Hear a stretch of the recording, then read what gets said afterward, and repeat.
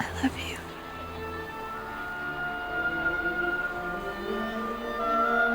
You love me? Regina George is flawless. She has 2 Fendi purses and a silver Lexus. One time she met John Stamos on a plane, and he told her she was pretty. I just feel like women, they have minds and they have souls as well as just hearts. You can die too for all I care. Oh! As you wish. Oh, my sweet Wesley, what have I done? Do you remember back when we had problems? Oh man, that was annoying. But now our love has magically solved them, and there won't be any more in our future at all. I love you. Now would be the time to say something. I told you not to fall in love with me. Anakin Skywalker, who was the little boy in the first film, comes back as her protector because there's assassination attempts on her life. And all of a sudden, he's this strapping young gentleman. And they hit it off. They have this tension because they're not allowed, both of their formal roles don't allow for them to fall in love.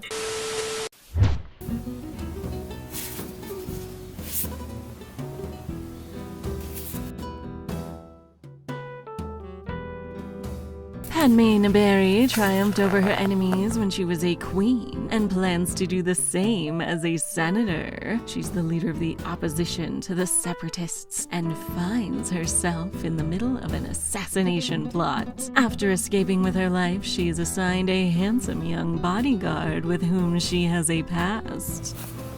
It has been 10 years, but Anakin Skywalker has never forgotten the beautiful queen who rescued him from slavery. She suddenly comes back into his life as lovely as ever, but insisting that he is still a child. His frustration grows with the Jedi Order to which he has dedicated his life as they refuse to address his nightmares or his growing passion for the woman he has found again. The two travel together in secret to the beautiful countryside, and they begin to wonder what else they might be able to keep secret as they grow closer to tasting forbidden fruit. Dire circumstances test their devotion to their chosen lives and to each other. Will they be mindful of the consequences or risk everything to be together?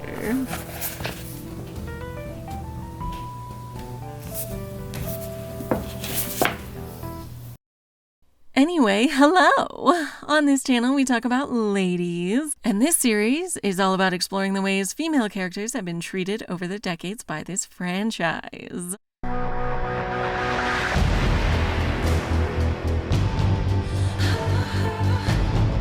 Again, we're talking about romantic stories for our heroine in this video. And I just want to remind everyone that what is rotten work for one person is definitely not for someone else. You may not wish to have complicated feelings for your monk-turned-bodyguard with a bit of a dark side, but you cannot assume that no one would want that, and just because you wouldn't like it doesn't mean it makes for a bad story. I'm just saying that romance plots in series like this one are there to reflect and emphasize the themes of the narrative, not serve as some kind of blueprint for you in the real world. What I'm saying is that I'm going to talk extensively about romance tropes and how they are used here. So if you think love stories are cringy or that age gaps are the worst, this video is not for you. For the rest of you, let's get started.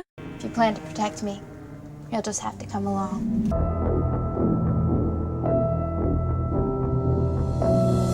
Gifted students can be identified by a few characteristics: rapid learning, good observational skills, sophisticated language development, perseverance, and a dislike of repeating or practicing something they already know. Perfectionism and a high level of sensitivity can lead gifted students to burnout or to lash out when they need help instead of seeking it in a healthy way. They can often struggle to fit into social situations and have difficulty making connections if they do not consider their peers on their level.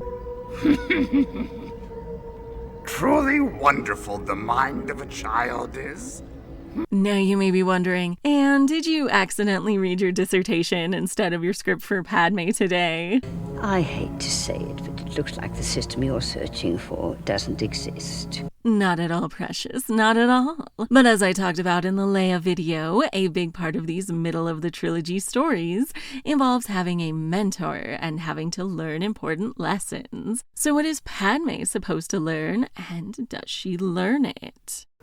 All mentors have a way of seeing more of our faults than we would like. It's the only way we grow. Obviously, the connection to education was more apparent in Empire Strikes Back or The Last Jedi, what with actual mentors telling our heroes what they're supposed to learn. No one in Attack of the Clones tells anyone else what the theme of the movie is, and our only mentor figure is noticeably absent from the plot his mentee is in for the vast majority of the movie. You've grown up. Master Obi-Wan manages not to see it. It's all Obi-Wan's fault. He's holding me back! But as you know, Star Wars rhymes. What if I told you that the Republic was now under the control of the Dark Lord of the Sith? No, that's not possible. It's not true. That's impossible! You must join me, Obi-Wan, and together we will destroy the Sith. Join me. With our combined strength, we can end this destructive conflict. I will never join you, Dooku. I'll never join you! So I'm gonna go out on a limb here and say that I think the lack of mentoring is absolutely intentional, and we are supposed to question things about this galaxy as a result. Hundreds of senators are now under the influence of a Sith Lord. I don't believe you. Specifically, this is the story about how known gifted student Anakin Skywalker went from the Chosen One to destroying the Jedi Order and setting up an evil empire. Talk about gifted student burnout, am I right?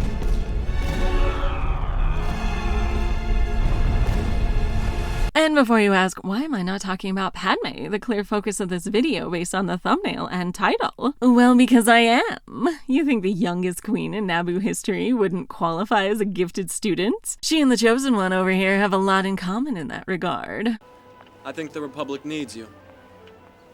I will get specifically into their relationship later on, but while the Jedi Masters might say, it's very dangerous putting them together.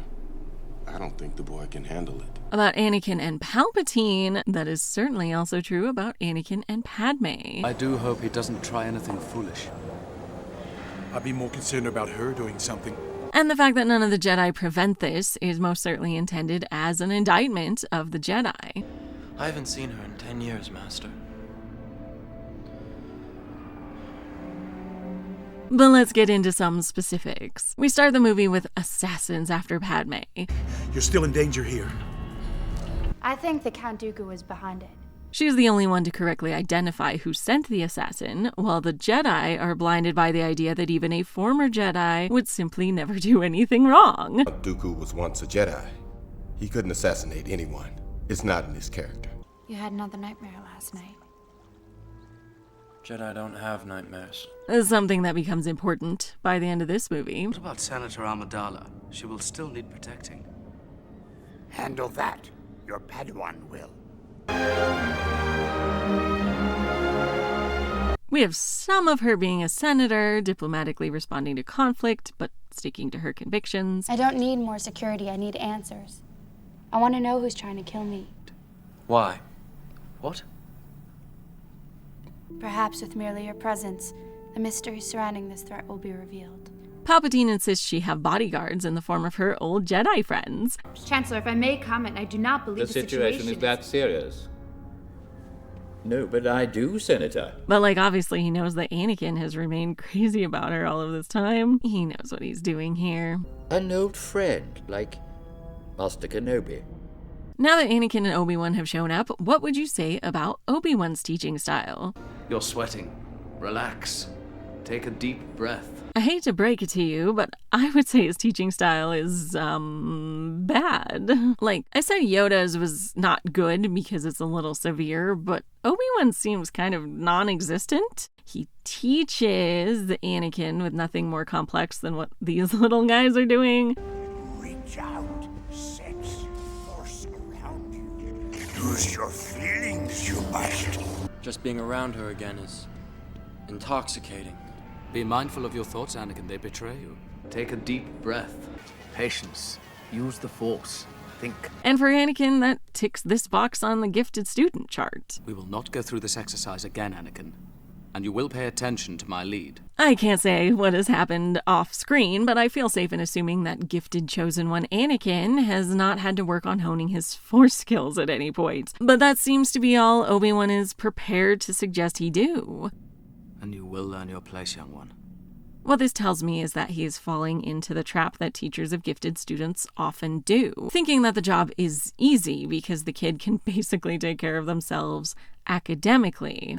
Go and find her. Where are you going, Master? For a drink?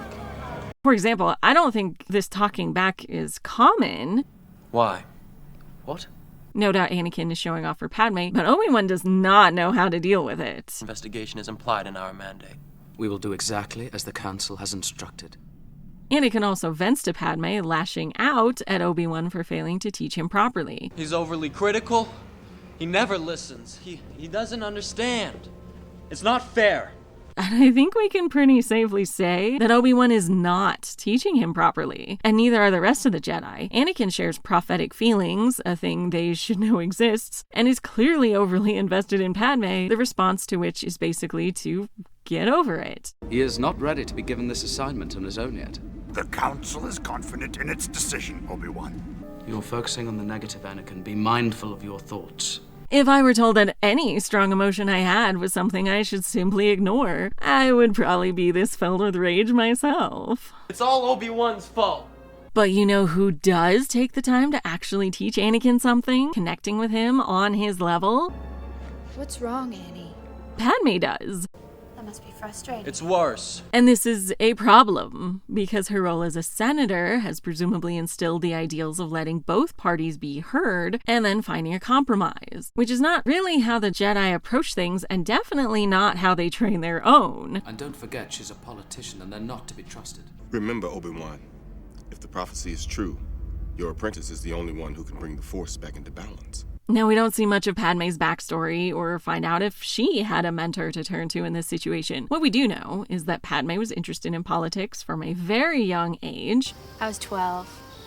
His name was Paulo. We were both in the legislative youth program. And presumably has not dated much. In a deleted scene, we learn... You know, Anakin, you're the first boyfriend my sister's ever brought home. He's not my boyfriend. So Padme was in her comfort zone where she knew how to handle most situations, including Anakin's interest in her. Annie, you'll always be that little boy I knew on Tatooine. Please don't look at me like that. Why not? It makes me feel uncomfortable. But then they leave, and now she's in a new situation she has never been in before. Have you seen the way he looks at you? Sola, stop it. It's obvious he has feelings for you. You're making fun of me. No, I'd be much too frightened to tease a senator. And honestly, a rather pleasant one overall. There's this handsome dude who is canonically attractive, BT dubs. They go out of their way to let us know in case you somehow don't find Hayden Christensen attractive. And he's paying attention to her and listening to her and has been in love with her for years. You're exactly the way I remember you in my dreams. She may be a very capable person. She seems to be on top of things. But she is not at all prepared for this. No. Padme insists they cannot be together despite all these actions that kind of seem like leading him on. But then she goes to see him in her nightgown and agrees to go across the galaxy, or some parsecs away, to uncover his tragic backstory. I'll go with you. She isn't going as a senator. She does nothing senatorially the whole time they're there. She is only there for Anakin. So we have these two gifted students who have certainly felt lonely and misunderstood in their day jobs, thrown together away from those jobs with nothing to do except bond. The Jedi were insane for this, by the way. But like with Dooku, they cannot imagine a Jedi feeling romantically simply because they aren't supposed to, so why would they? Anakin, escort the senator back to her home planet of Naboo. She'll be safer there. I am concerned for my Padawan. The Council is confident in its decision, Obi-Wan. Now, it is unclear how much Padme knows about Tusken Raiders, given that this is all she hears about them. Vicious, mindless monsters. So when Anakin comes back, she comforts him both as part of her compassionate nature and as she would in her day job, with de-escalation. Sometimes there are things no one can fix. Importantly, she does not react to any of this like a Jedi would. You will be expelled from the Jedi Order! Obi-Wan or Yoda are not there to tell him how to act as befits his status as a monk. Padme's the only one here for this crisis. Anakin. And what does she inadvertently teach him? That it is okay to be angry and lash out with grief. To be angry is to be human. So because Obi-Wan is not there, but Padme is, Anakin is ready to make a mistake. I can't leave her! And Padme has been separated from her job and finally found someone who connects with her on a personal level, not just as a skilled politician. You really don't like politicians, do you? Who actively dislikes politicians, so she can be absolutely certain that his feelings are genuine in a way that she probably cannot expect with really anyone else in her life. It's not me, my lady. I worry about you. What if they realize you've left the capital? Representative Binks? I know I can count on you. I'm grateful you're here, Master Kenobi. The situation is more dangerous than the senator will admit. And because these are gifted students who have never had emotions like this before, they decide to secretly get married and try to hide it for the rest of their lives, presumably. Because they're so good at everything else, obviously they can pull off a secret marriage. Could you, Anakin? Could you live like that? You're right. It's very Romeo and Juliet, especially the lack of forward thinking, also a common trait of gifted students. But my point is, Anakin is supposed to learn why attachments are forbidden, so you don't slaughter a whole village when your mom dies, basically. He certainly does not learn that lesson because Padme is here to comfort him and take the diplomatic approach. Honestly, I think it's pretty clever writing that Anakin's love interest is a politician because it sets him up for being manipulated by this other politician later on. Or concurrently, I guess. You are the most gifted Jedi I have ever met. Thank you, Your Excellency. Anyway, what is Padme supposed to learn? Well, probably that the systems are failing. I don't think the system works. The dark side clouds everything. More and more star systems are joining the Separatists. Only a Jedi could have erased those files. Do you see any way through negotiations to bring the Separatists back into the Republic? Not if they feel threatened. The Jedi Council are failing to help Anakin, so she is to pick up the slack, and the government is failing to meet the needs of the Separatists. Something she is currently approaching with dogmatic opposition, but we'll see that that was not the best approach here. This war represents a failure to listen. Well, because this trilogy is a tragedy, unlike the other two, it is important that our leads do not learn the lesson they need to here. Padme, and probably Obi-Wan, should be learning how the foundations are shaky, but they could be reinforcing them now. The day we stop believing democracy can work is the day we lose it. Let's pray that day never comes. Sorrows, prayers. Instead, they are distracted by Palpatine so he can bring everything down, as we'll see in the next movie. Have you ever considered that we may be on the wrong side?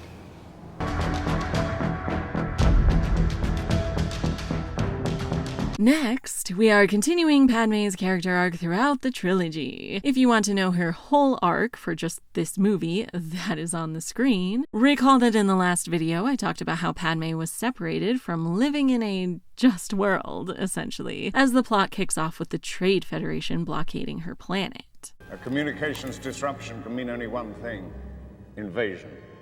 Federation would not dare go that far. As her journey continues, she grapples with further dissension and ultimately disillusion with the Senate. Newt Gunray is still the Viceroy of the Trade Federation. I fear the Senate is powerless to resolve this crisis, as it increasingly becomes a mechanism for an evil man to attain power. To that end, I think this movie could have done a lot more for Padme, and for Obi-Wan, honestly, if we'd stayed mostly in the Senate instead of going on these adventures. But I'll get back to that. For now, let's get into how she develops as a character through the events of this film. We meet her once again on the road of trials. The movie starts with Padme as she discovers there's an assassination plot against her. I shouldn't have come back. This vote is very important. You did your duty. Corday did hers. She's of course upset by this and wants to know who is behind it. Do you have any idea who is behind this attack?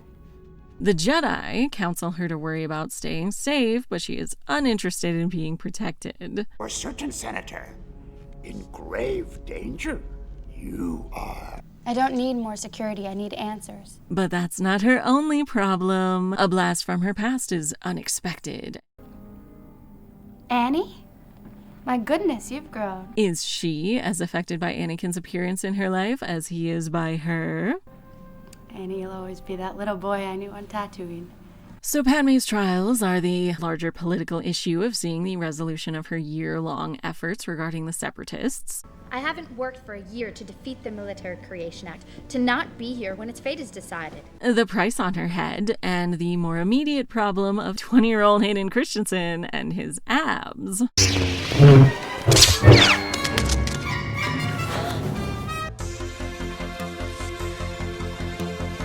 The illusion of success is the next step for Padme, where she feels she's going to be successful on all three fronts. And this is my home. I know it very well. That is why we're here.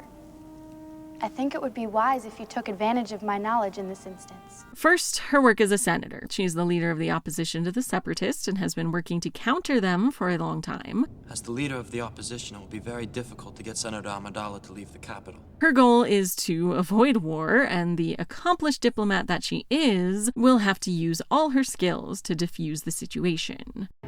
If the Senate votes to create an army, I'm sure it's going to push us into a civil war. But unfortunately, she is taken away from Coruscant for her safety. May I suggest the senator be placed under the protection of your graces? I will talk with her. Senator Amidala will not refuse an executive order. And puts Jar Jar in charge. I'm sure you have a great deal to do. Of course. And he's a great choice because he does what you want him to. Except, of course, that means he's easily manipulated. If only Senator Amidala were here. Second, the assassination attempts. She correctly identifies who is behind it in the first scene. I think the Count Dooku is behind it. Even though that's not confirmed until the end of the movie. I am not signing your treaty until I have her head on my desk. I am a man of my word, Viceroy. So her first success is that her decision to be bait. You're using her as bait. It was her idea. Leads to Obi-Wan and Anakin going after and catching her assassin. And who hired you? It's just a job. Unfortunately, there is always a bigger fish. It was a bounty hunter called. So then they successfully take her into hiding. In the meantime, we must consider your own safety. But of course, that does not end up keeping her safe. Count Dooku gets her delivered right to him for assassination as a result. Patience, Viceroy, patience, she will die. Finally, the feeling of success is here with Anakin, where she insists she could not live a lie. No, you listen. If you follow your thoughts through to conclusion, it'll take us to a place we cannot go. So that impending problem, which has been building as soon as they were sent out on their own, at last seems to have been resolved. I couldn't do that. Could you, Anakin? Could you live like that? No. You're right. Except it's not. How have the Jedi avoided attachment so long if they get put in situations like this? What if the house had only one bed? If you plan to protect me, you'll just have to come along. All of which is to say that Padme feels pretty successful about multiple things in this movie, and they are ultimately proven false. Jar Jar set up martial law in her absence. Emergency powers to the Supreme Chancellor. The person behind the assassin escapes. You have done well. And she ends up marrying Anakin instead of keeping him at arm's length. Oh, honey, not great work this time. And even the ending of the movie is an illusion of success because it seems pretty positive, but we know that actually it set up a lot of problems for the future. Begun. The Clone War has. The third step Padme goes through is the feeling of spiritual death or aridity as things start falling apart. One of the illusions in the last step does continue into the next movie, but the rest come to fruition by the end of this film. On Naboo, Padme was lightly flirting with Anakin, but none of their conversations became very serious. Until this one, where she put her foot down and agrees to go with Anakin to look for his mother like any good friend would. I have to help her. I'll go with you. It's pretty obvious that she's in a losing battle as soon as they leave Naboo. Seeing his emotional distress naturally brings out her compassion and makes it harder for her to act like their relationship could be strictly platonic. Anakin.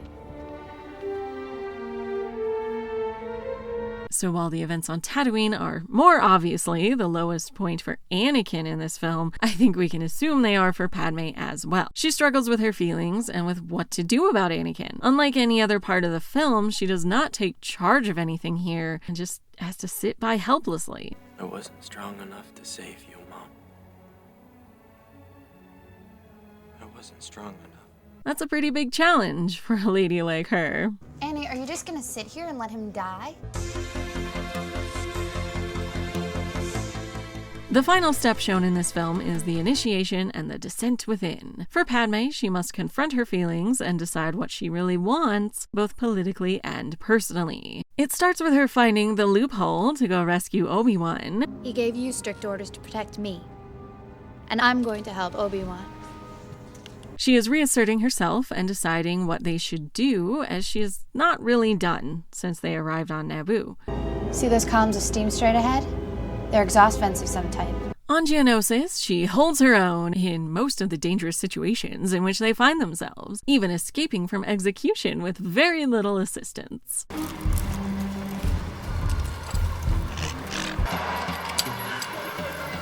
What about Padme? She seems to be on top of things. We also get this important personal decision to admit to Anakin how she feels as they are about to die. Before we die, I want you to know. Anakin reacts a bit more like this. Hell with this. I'm gonna live. And this is clearly the turning point in their relationship. Yeah. So when the dust clears, Padme has decided to marry him, no matter how it impacts their careers or reputations. It's a big decision, but she has realized that, though she's not afraid to die, she was afraid of losing him. And that was enough to firm up her resolve, leading us into the final film.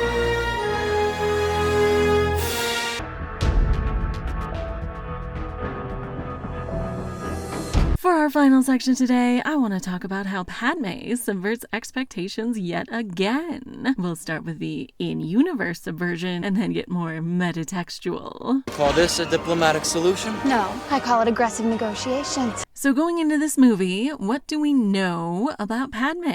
We know she was one of the youngest queens of Naboo. The Queen will not approve. Queen doesn't need to know. Well, I don't approve. We know she is talented politically and does not let her personal feelings get in the way of her duty to her people. Senator, this is your arena. I feel I must return to mine. She even goes against preserving her safety in order to serve her planet. Who's this? I am Queen Amidala. My fate will be no different than that of our people. When we meet her here, we quickly see that little has changed for her. She may be a senator instead of a queen, but I heard they even tried to amend the Constitution so you could stay in office. She is glad to serve and has been working for a long time on a bill to deal with the separatists. As the leader of the opposition, it will be very difficult to get Senator Amidala to leave the capital. We are also reintroduced to Anakin, and he is pretty obviously a human disaster who is still obsessed with her. When they meet again for the first time, she quickly and effortlessly puts him in his place. I'll always be that little boy I knew on Tatooine. She covered the cameras. I don't think she liked me watching her. Even though he's literally there as her bodyguard, this is very much in character. You're using her as bait. It was her idea. Then this happens, which, having this young man jumping onto her bed with his lightsaber out is definitely a choice. I can't breathe.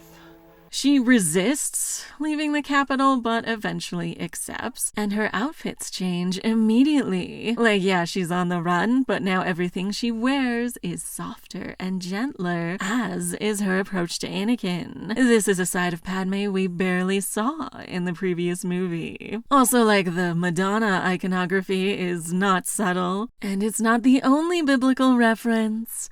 How is this for eating the forbidden fruit?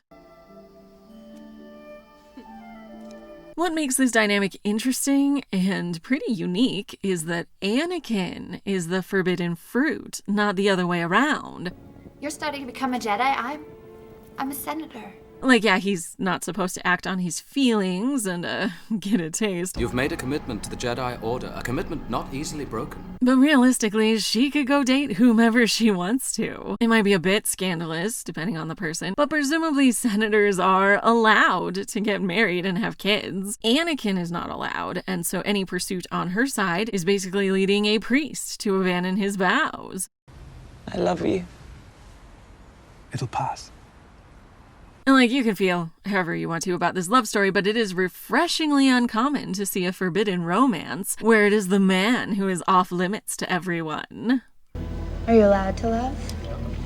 Thought that was forbidden for a Jedi. Now, as I mentioned in the last video, a romance story is generally driven by either internal conflict or external conflict. I mean, obviously, many have both, especially in a romance novel that's gonna have a lot of roadblocks to finally reaching a happy ending after 300 pages or whatever. How would you categorize this relationship? Honestly, I would put it squarely in the internal conflict category. Anakin and Padme may talk about how their external circumstances are getting them down. We live in a real world. Come back to it. But that is not the chief concern of either of them. I will do anything that you ask. They are worried about the consequences, but they are also... If you are suffering as much as I am, please tell me. I've been dying a little bit each day since you came back into my life. Padme has always been self-sacrificing and dutiful, but suddenly she's with someone with whom she connects, who is on her level. The Chosen One is quite a catch, after all. So she subverts our expectations of her by not making a small mistake with him. They don't engage in any kind of illicit affair to excise their intense emotions. No. I shouldn't have done that. Nope, they straight up get married. Secretly. We could keep it a secret. We'd be living a lie. So going from Padme, the selfless and determined politician, to Padme secretly causing a monk to break his oaths regularly is quite a subversion of her character while not actually changing her. What do you think Padme would do were she in your position? She would do her duty. She is still dedicated to the cause and will continue to be. We've got to get to that hangar. Get a transport. Hurry! She just reached out and took something for herself along the way, and honestly, good for her. Now, the other way this movie is subversive is pretty simple, but this is a Star Wars movie in which the main Jedi and the main politician from the last movie simply leave their obligations behind and go fall in love near some waterfalls. You gonna use one of your Jedi mind tricks on me? They only work on the weak-minded. These movies are not without romantic plots, but like Leia had the addition of fleeing the Empire in her plotline, you know? You have your moments. Not many of them, but you do have them. They get up to some other adventures at the end, but a large part of their screen time is the development of their relationship, and nothing else. That's why I would say it was an internal conflict, which is honestly a bold move for a film whose audience one must assume is largely male. But what senator would have the courage to propose such a radical amendment? Like, I've read plenty of romance novels where the conflict is just internal, and you're wondering if these idiots in love will ever just realize it's requited by actually admitting it to each other. Tomorrow we go to Matlock. Tomorrow. But it's pretty uncommon in movies, even rom-coms, presumably because we can't get a lot of internal turmoil without having some kind of narrator. Ding dong. Maybe this time Mom had got it right. So going fully internal conflict, where these two are just casually traveling around and hanging out together, is quite a bold choice. Obi-Wan is going after the assassin. We don't even have further threats of assassination to drive the plot. All of it is personal melodrama. Now that I'm with you again, I'm in agony. Including the death of Shmi Skywalker. You're not all powerful. Well, I should be. Someday I will be. And I don't mean melodrama as a negative, by the way. I know these movies are space operas. Search your feelings. You know it to be true. But But yeah, I have no doubt that this one gets a bad rap because of how many people are uncomfortable with romance as the main plot. You changed so much. You haven't changed a bit. You're exactly the way I remember you in my dreams. And especially because the genders are basically inverted. Anakin is stuck in a bad situation where he is not getting his needs met, and Padme is the one to come in and rescue him. It's pretty cool. 10 out of 10 for the trope subversion. That's good news.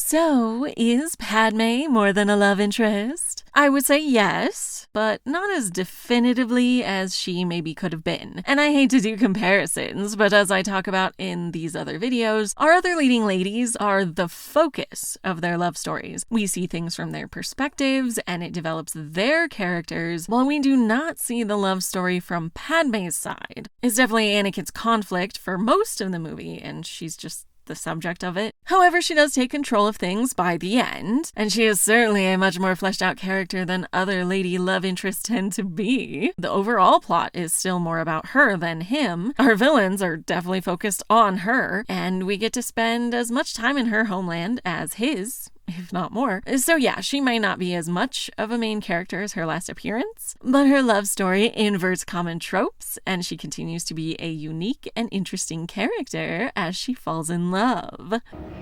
Well, then my Jedi protector will have to prove how good he is. Thank you for listening to me talk about our queen. Next time, we'll talk about the Scavenger and the Fallen One. I know what I have to do. Please like, comment, subscribe, ring the bell, join my Patreon, buy me a coffee, all the things so you don't miss it. See you then.